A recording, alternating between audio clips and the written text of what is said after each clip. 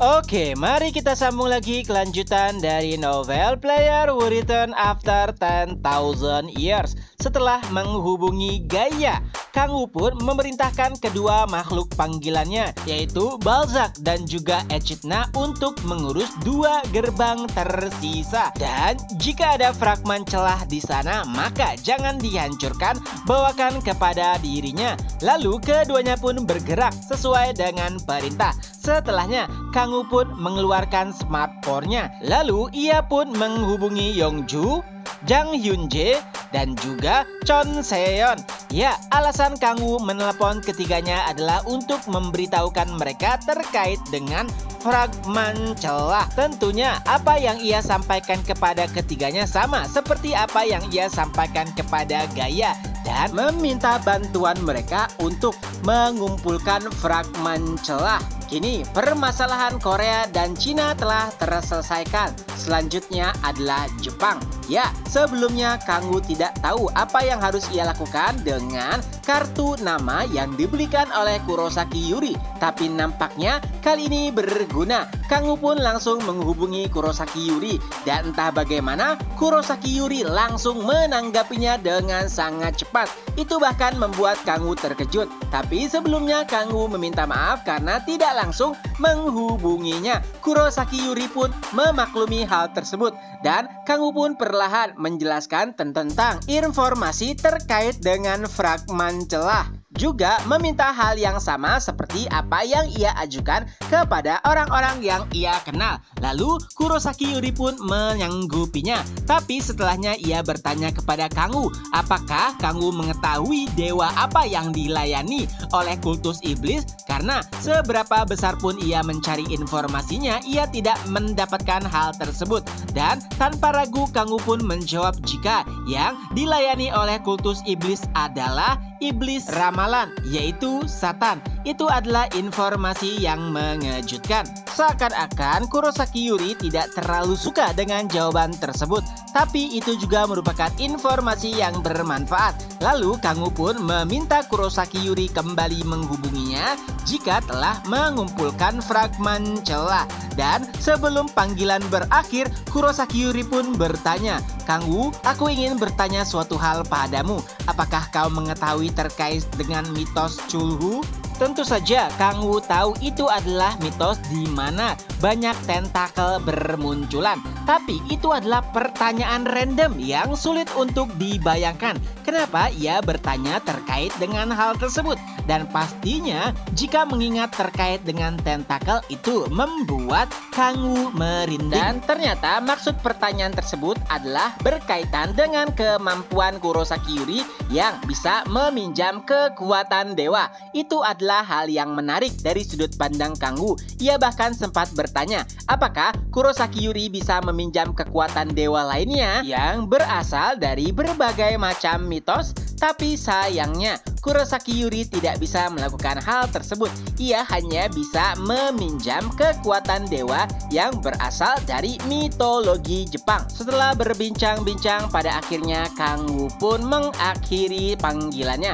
Tapi ia masih tidak paham kenapa Kurosaki Yuri membahas terkait dengan mitos Chulhu. Walau begitu, ia merasa puas karena telah memberikan informasi kepada orang-orang terdekatnya. Jaring telah tersebar. Kini ia hanya menunggu untuk melakukan panen. Beberapa hari setelahnya, dunia benar-benar bergerak.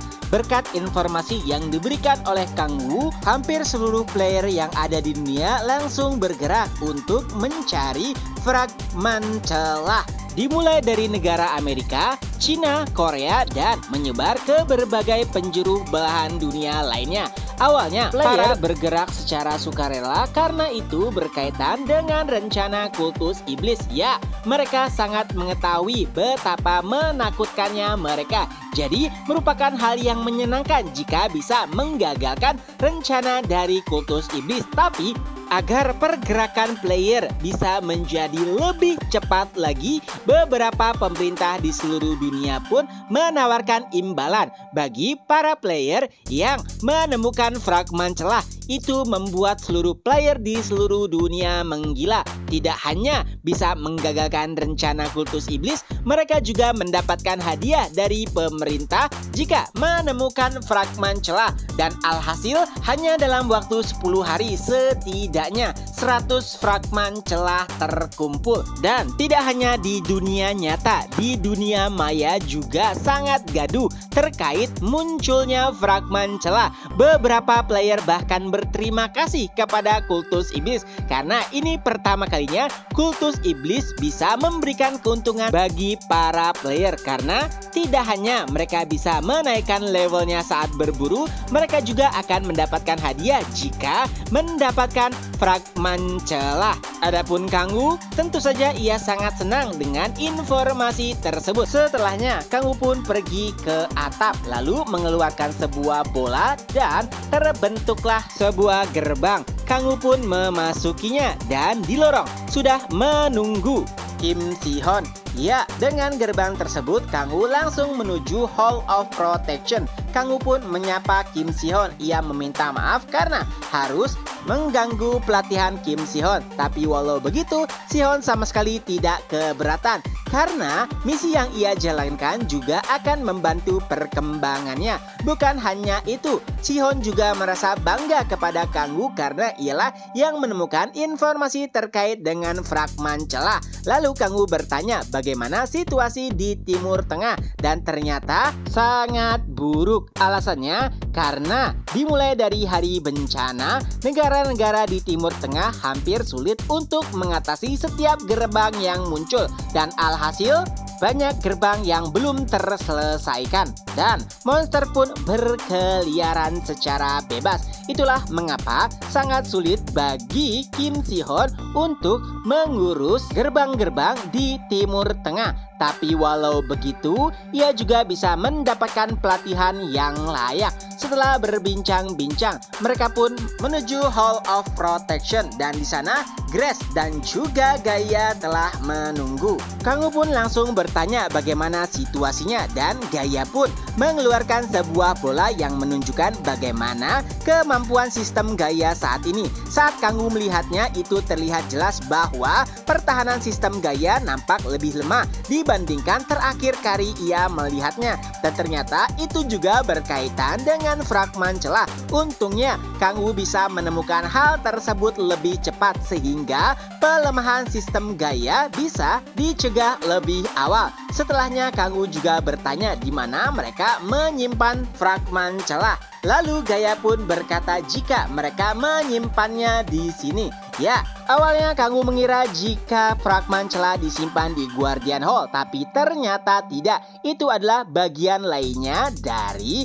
markas Guardian. Gaia pun membuka sebuah celah dan saat memasuki celah ataupun gerbang tersebut, mereka pun tiba di Grand Canyon.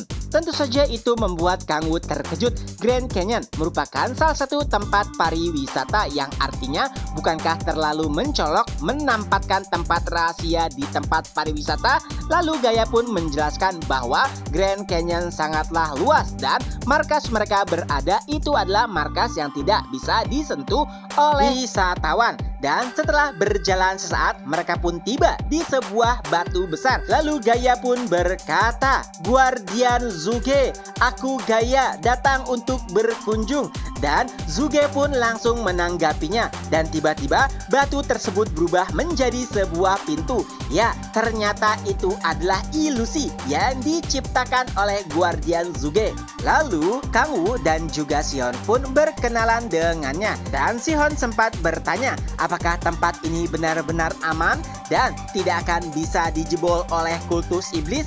Lalu Zuge pun menjelaskan mungkin saja anggota kultus bisa mencarinya, tapi kemungkinannya sangat kecil. Alasannya bahwa ilusi yang diciptakan oleh Zuge sangatlah hebat. Gaia juga mengakui hal tersebut bahwa walaupun Zuge tidak terlalu hebat dalam bertarung, Tapi kemampuan ilusinya tak tertandingi.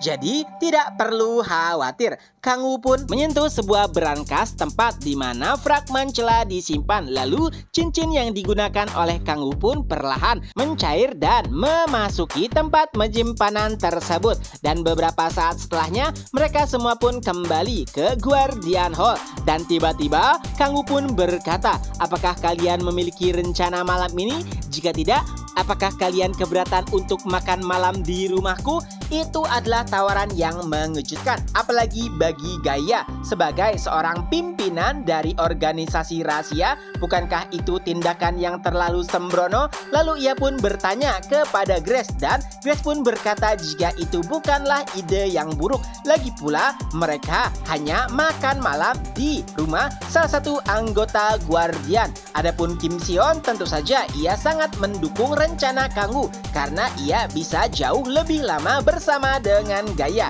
Pada akhirnya mereka pun setuju untuk melakukan makan malam di rumah Kang Wu.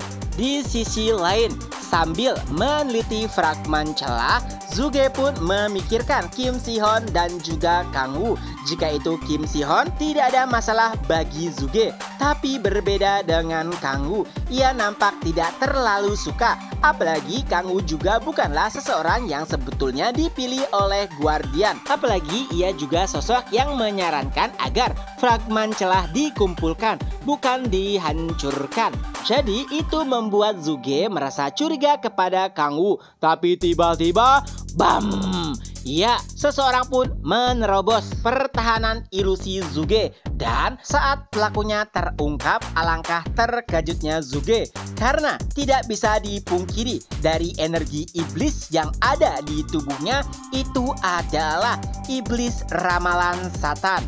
Dan chapter pun berakhir. Nah, itulah kelanjutan dari novel Player Return After 10,000 Years. Semoga terhibur.